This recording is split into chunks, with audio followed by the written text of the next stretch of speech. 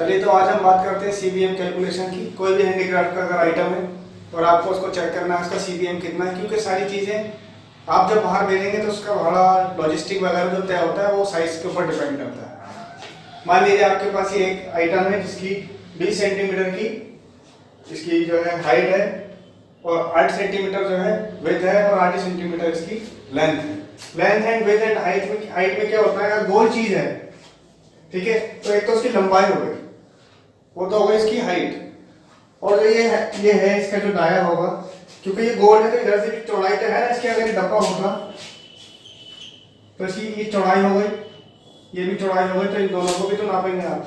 तो इसलिए इसको अगर गोल होता है तो दोनों को बराबर मान लेते हैं। यानी कि अगर ये इसको मैं ऐसे मानूंगा तो 8 सेंटीमीटर है ये, ठीक है, तो ऐसे भी 8 ही सेंटीमीटर है। तो चलिए शुरू करते हैं। तो सबसे पहले हम पीस का ये देख लेते हैं कि कितना एक्यूरेट इसका साइज है। तो 20 सेंटीमीटर साइज है इसका, ऐसे, और 8 ऐसे है और 8 ही ऐसे है। तो हम सबसे पहले इसका तरकीब क्या है, लेंथ LW H करके लिखते हैं। Length, width and height. Height कितनी है, हाइट इसकी 20 सेंटीमीटर है, ठीक है, और विड्थ कितनी है 8 सेंटीमीटर है, और लेंथ कितनी है 80 सेंटीमीटर है। फिर इसके अंदर हम एक +1 +1 +1 कर लेंगे, क्योंकि डब्बे में पैक होगा, ऐसे तो जाएगा नहीं शिपमेंट में, खाली पीस जाएगा, ये डब्बे में पैक होकर जाएगा, तो डब्बा इससे थोड़ा बड़ा होगा। अगर ये 20 सेंटीमीटर की हाइट है तो 20 सेंटीमीटर में फंसेगा कहाँ, तो 1 सेंटीमीटर बड़ा डब्बा होगा, यानी आधा सेंटीमीटर इधर से छूटा हुआ होगा और आधा सेंटीमीटर इधर से छूटा हुआ होगा। तो इसलिए इसमें हम यहाँ पे +1 करते हैं, +1 करते हैं और +1 करते हैं। तो अब एक्यूरेट साइज जो होगा सीबीएम के लिए +1 करके होगा, यानी 9 होगा, ये भी 9 होगा और ये 21 हो जाएगा। क्लियर है। कोई भी पीस है, अगर कोई 10 सेंटीमीटर है तो 10 के 11 हो जाएंगे, और ये अगर 25 सेंटीमीटर है तो उसका 26 हो जाएगा। ऐसे ही 1 का फॉर्मूला हमेशा रहेगा, ठीक है। अब हम इसको लिख लेते हैं 9, यानी कि इसका फॉर्मूला है LWH,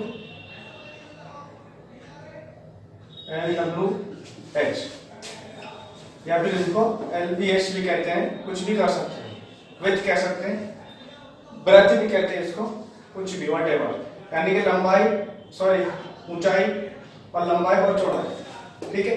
तो अब इसमें क्या करना है, अब इसके अंदर क्या करना होता है, इसको 10 लाख से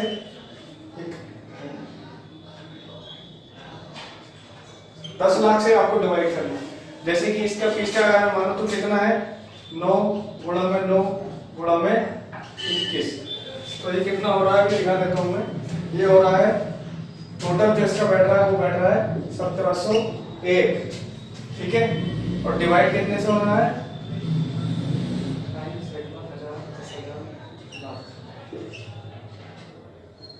ठीक है, और इससे डिवाइड होना है। तो अगर मैं 1701 को डिवाइड कर दूं 10 लाख से, तो इसका जो टोटल आएगा वो मैंने लिख लिया है पर्चे पर। इसका जो टोटल सीबीएम आएगा वो आएगा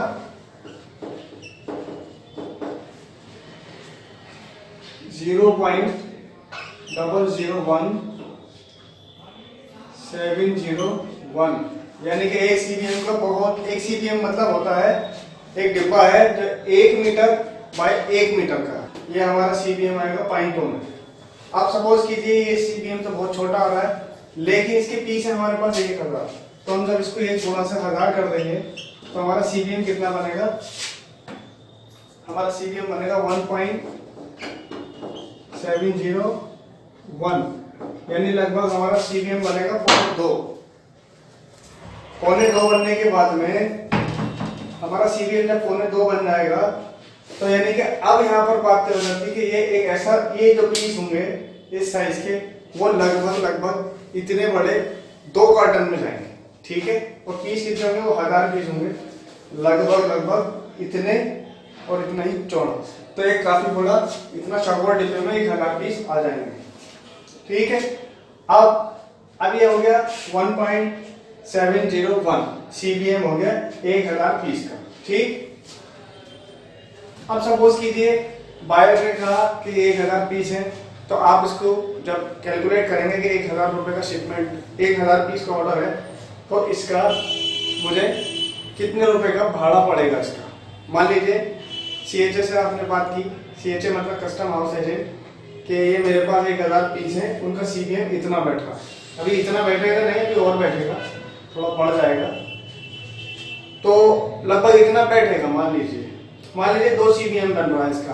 तो आप बात करेंगे CHA से कि यहाँ से मेरी सिटी से मुंबई पोर्ट पे ये लगना है, वहाँ से बाहर जाना है, यानी कि ऑस्ट्रेलिया जाना है, अमेरिका जाना है, जहाँ भी जाना है, तो उसमें ये कितने रुपए का खर्चा आएगा। अब वो CHA का जो सीन रहता है, जो CBM पर CBM का जो शिपिंग चार्ज है लगभग 3000 रुपये का होता है। ठीक है, तो 3000 रुपये को आप इससे गुणा कर देंगे, यानी 1.701 को 3000 से गुणा कर देंगे, तो लगभग 5500 रुपये के आसपास पर किराया लगेगा आपका। तो ये इस तरह से कैलकुलेट किया जाता है, लॉजिस्टिक वगैरह, भाड़ा वगैरह जो भी एक प्रोडक्ट पे हमारा पड़ता है। उम्मीद है ये बात समझ में आई होगी। हमने क्या सीखा वो समझ लेते हैं। एक पीस है, उसकी लंबाई 20 सेंटीमीटर है और 8 सेंटीमीटर चौड़ाई है। ठीक, तो फिर 8 सेंटीमीटर चौड़ाई है, तो गोल है, तो 8 इधर से है, तो 8 इधर से है। तो हमने उसको यहाँ पर लिख लिया 8 8 20 प्लस 1 1 करके कैलकुलेशन लिख ली, ये 21 हो गया, 9 ये हो गया, 9 ये हो गया, 21 हो गया। LWX करके इनकी जो भी है यहाँ पे 9 गुणा 9, जो भी हाइट यहाँ बनी वो यहाँ रख दी। उसके बाद 10 लाख से इसे डिवाइड कर दिया, तो इसकी टोटल जो गुणा करने के बाद 1701 बना। उसके बाद से 10 लाख से डिवाइड कर दिया, तो टोटल CBM तो इस 1700 को 10 लाख से भाग करने पे ये वैल्यू मिलती है 0.001701। ठीक है, ये एक पीस का CBM निकला। बहुत छोटा CBM बड़ी इकाई है। मान लीजिए कोई चीज मीटर में है और मैं आपसे पूछूंगा इसका मिलीमीटर में कितना बनेंगे, तो बहुत बनेंगे इसके मीटर में, मिलीमीटर में। तो हमने देखा 1701 को 10 लाख से भाग करने के बाद ये CBM मिलता है, यानी एक पीस का CBM ये है। अब मेरे पास इसमें 1000 पीस है, तो उसके CBM में 1000 पीस है तो 1000 से गुणा कर दूंगा, क्योंकि हर एक पीस का इतना CBM है। अब 10,000 पीस है तो गुणा 1000 कर दूंगा, अगर 2000 होते तो 2000 से कर दूंगा। उसके बाद में मुझे टोटल CBM मिलेगा ये 1.701।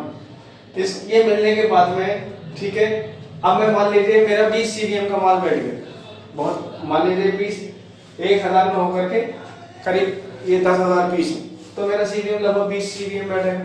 ठीक, अब ऐसे केस में क्या होगा, तो फिर मुझे उन 20 CBM को 3000 से गुणा करनी पड़ेगी, तो 20 3000 से लगभग 1,20,000 रुपए का मेरा किराया आ जाएगा उस पीस पर, उतने पीसों पर। तो इस तरह से इसको CBM को कैलकुलेट करते हैं। उम्मीद है ये बात समझ में आई होगी। चलिए बेस्ट ऑफ लक। एक बात और ध्यान देने की है, अगर साइज सेंटीमीटर में है तभी ये थ्योरी काम करेगी। साइज अगर इंचेस में है तो हम अलग बात बताएंगे, उसकी भी वीडियो में अलग बात बताएंगे। फिलहाल ये CBM जो है सेंटीमीटर की मेजरमेंट से निकाला हुआ।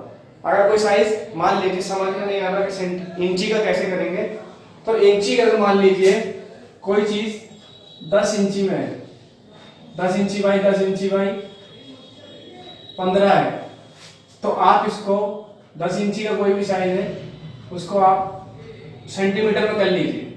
कैसे करेंगे, 10 है तो गुणा 2.54 से मल्टीप्लाई कर देंगे। फिर इसको भी 10 गुणा 2.54 से गुणा कर देंगे। 15 को गुणा 2.54 से गुणा कर देंगे।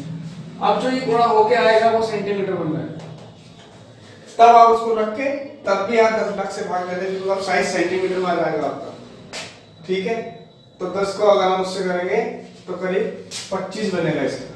सपोज कीजिए, मैं एक रफ फिगर बता रहा हूँ, अगर वो चीज 10 इंची की है, सेंटीमीटर में पूछ रहा है, तो करीब 25 बैठेगी, 25 सेंटीमीटर का साइज बनेगा।